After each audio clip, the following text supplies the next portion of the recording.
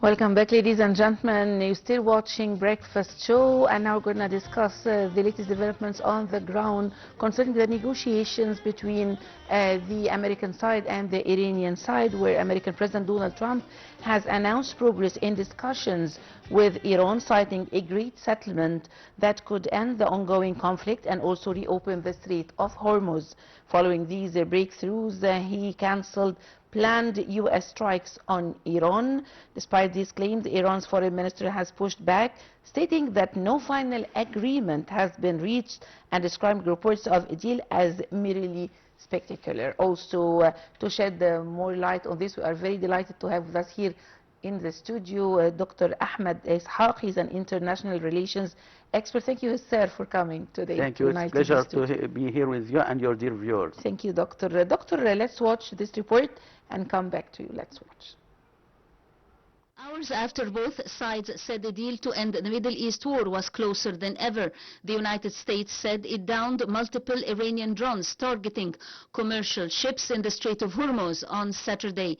The interception came after weeks of halting talks between Tehran and Washington that have been marked by threats and exchanges of fire, despite a fragile truce agreed in April. U.S. Central Command, CENTCOM, which oversees operations in the region, posted on X that Iran had launched multiple one-way attack drones in an attempt to strike commercial ships transiting the Strait of Hormuz. It added that U.S. forces have downed all of them in recent hours as traffic flow through the strait continued unimpeded.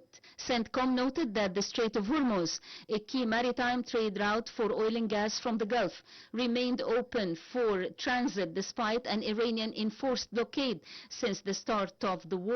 Disagreements between the two sides have persisted. Referring to the Pakistan capital that hosted previous U.S.-Iran talks, Iranian Foreign Minister Abbas Araghchi wrote in a social media post that Islamabad memo has never been closer. Trump, who on Friday morning accused the Iranians of negotiating in bad faith and misrepresenting the terms that had been agreed, posted a screenshot of Araghchi's message on his own feed just hours later.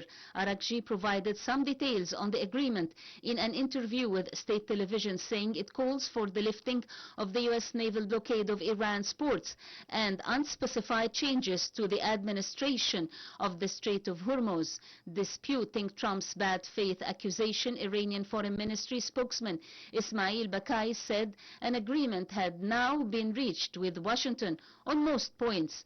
Pakistani Prime Minister Shahbaz Sharif confirmed that a final agreed-upon text of the peace deal has been reached. However, Araghchi said that upon finalization, a draft deal with the United States would be signed remotely, adding that this could happen in the coming days. Welcome back, ladies and gentlemen, and we have all the pleasure to host with us here in the studio Dr. Ahmad Ishaq. He's an international relations expert to talk more about the latest developments on the ground concerning the Iranian-American war. Thank you very much, Doctor, for coming today. Thank you.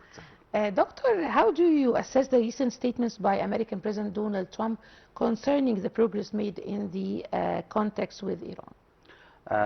In my point of view, it's a very close that it's for all of us that the American are under, or the U.S. American President Donald Trump is under pressure in order to reach an agreement, in order due to the many reasons, especially internal and external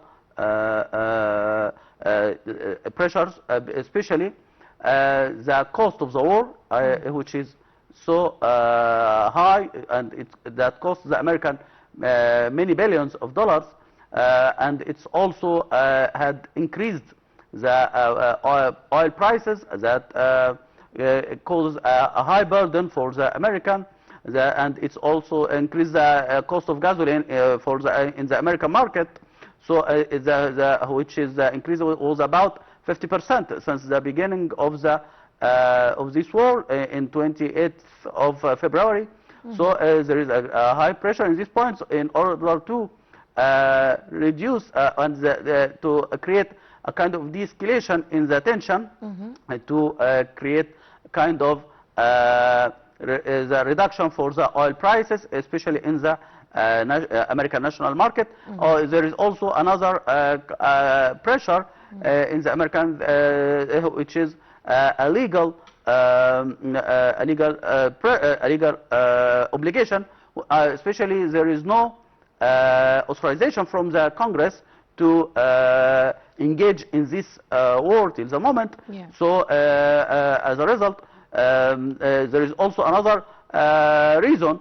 Especially, we are about an American Congress election in next of November, Yeah. and especially we are facing that the Republicans are facing a low support from the American due to the inflation, due to rise of prices of oil and services and goods in the U.S. market, due to the war of American. So we can guess that the Americans are under pressure to reach a very soon agreement in order to open a Strait of Hormuz, in order to create a reduction in the oil prices. So it is a priority for the American U.S. President Donald Trump to open Strait of Hormuz, and he had said before that the shortest way to open Strait of Hormuz is through an agreement, not through war, because it's well known if we reach an agreement, it would be easier to open Strait of Hormuz as soon as possible. But on the opposite side of if there would be a war, no one would know how would last the blockade of the Strait of Hormuz. Dr. Ishaq, what are the main expected features of the U.S.-Iranian peace deal expected? Till the moment, there is nothing had been mentioned for sure, but there is many leaks and many news in many newspapers. It's, for example, there would be, and first of all, there would be a memorandum of understanding between both parties for 60 days. That would include 14 terms. First of all, to open the Strait of Hormuz. Second, to end the blockade for the Iranian ports. There would be an engagement for discussion to reach a final and peaceful solution for the Iranian nuclear program. There would be a release for the a percentage of the Iranian assets that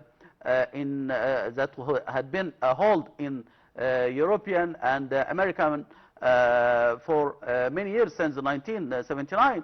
That would be kind of compensation for the Iranian to cover the destruction for its infrastructure and rebuild it. So that would be the main points for the expected memorandum of understanding between both parties. Doctor, what about the issue of the Iranian nuclear file in the expected round of talks? About the Iranian? Nuclear file. For sure, it is one of the still under a discussion between the American and Iranian in the period of 6 days, because there would be an agreement to reach a final solution for this issue during the 60 days. Especially that the American insists on that the Iranian would ever had a nuclear program that would lead in the final for obtaining a nuclear weapon. So it's for sure that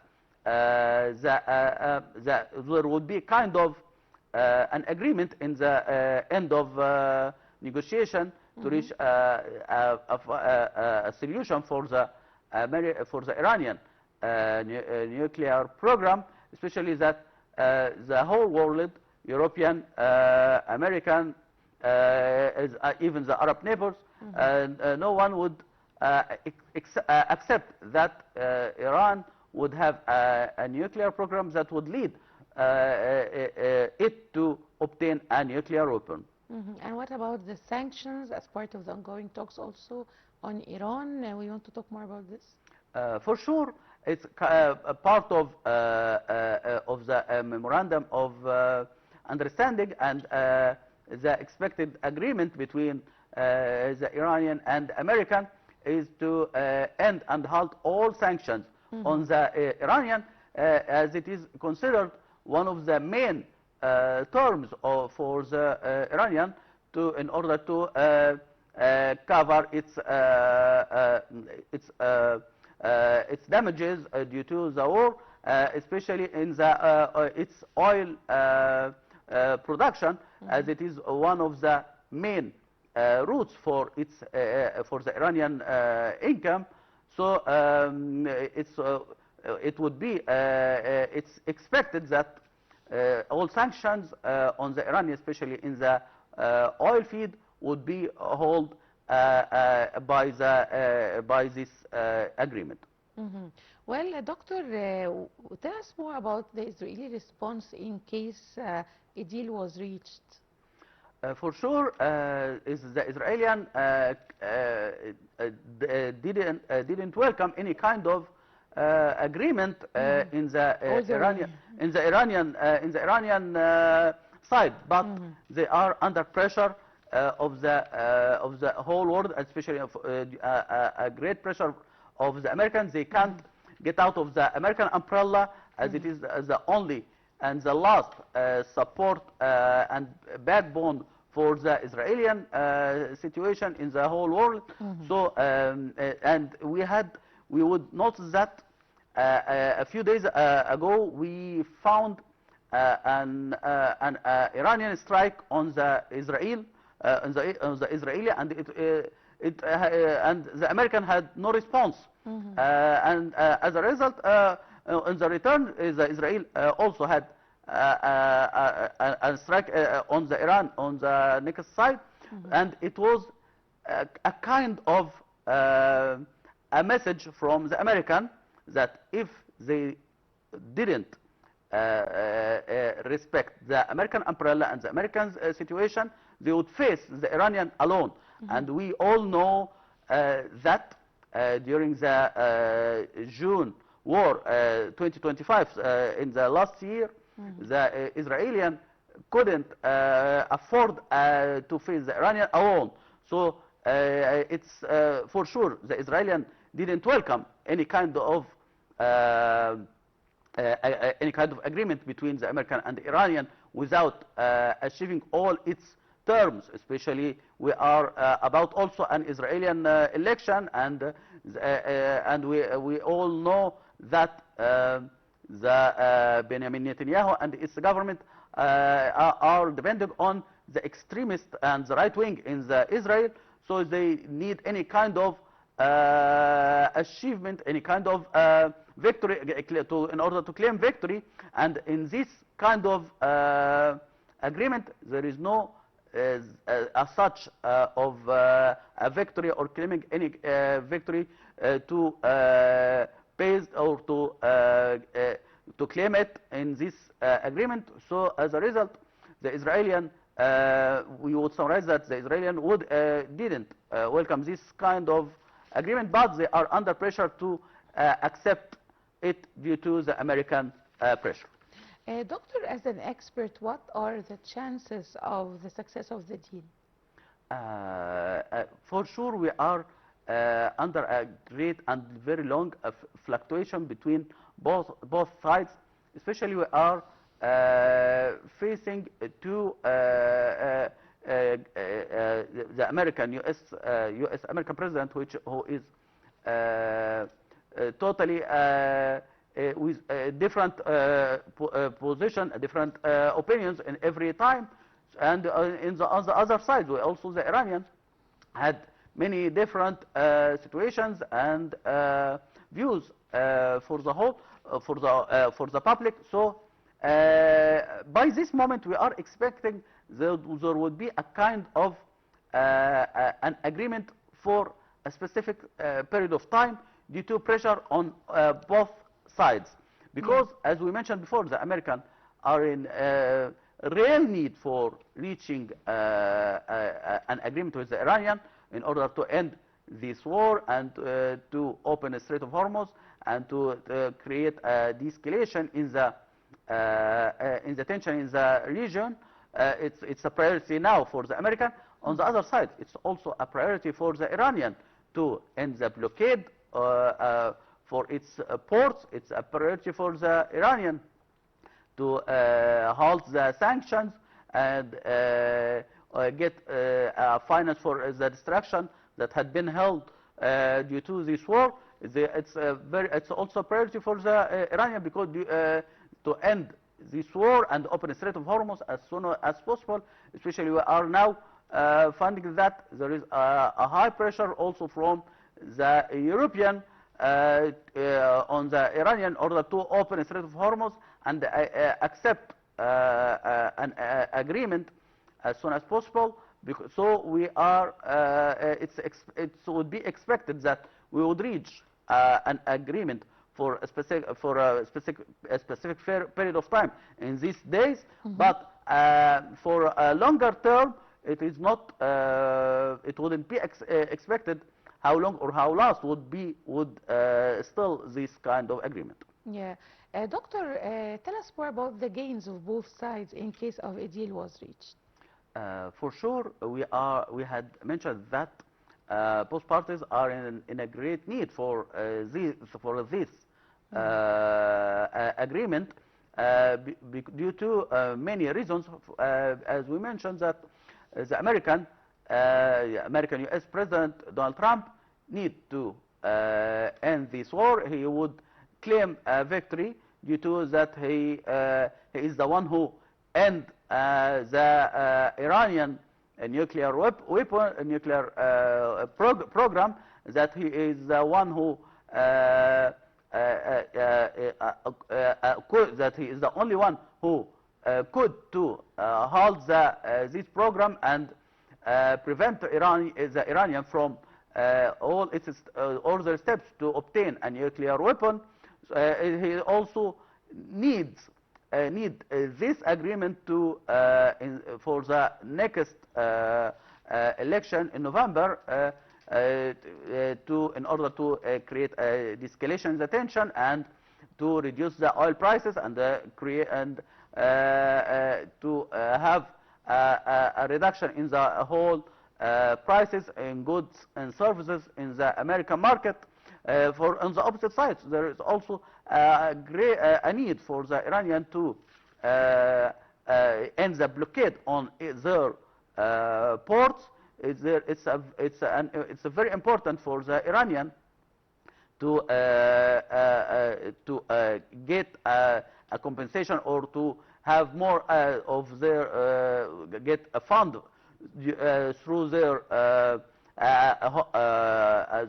assets that had been freezed since more than 47 years for this moment. There was that, especially there is a talks that they would obtain about more than $20 billion, which is that would be a 50% of their freezed assets in the Western banks. So it's very important for both sides to reach this agreement in this time.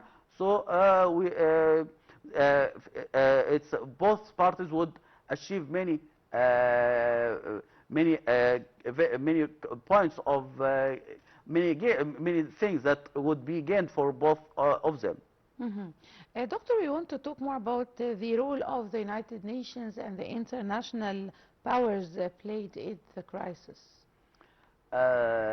We all know that unfortunately that the UN hadn't played any a vital role in this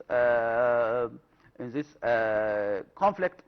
Maybe on the other side, the main role had been held by the Pakistani, Egyptian, Turkey, and Saudi partners, as they all played a vital role as a mediator to reach a compromise by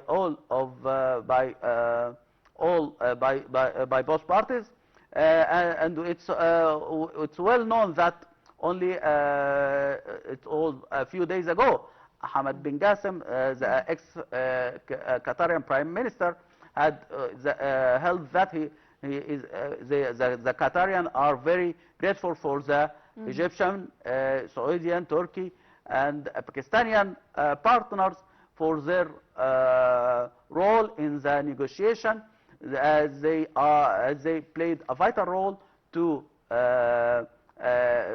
present a platform for a negotiation in order to reach a final solution between American and Iranian, and end this conflict with a peaceful means.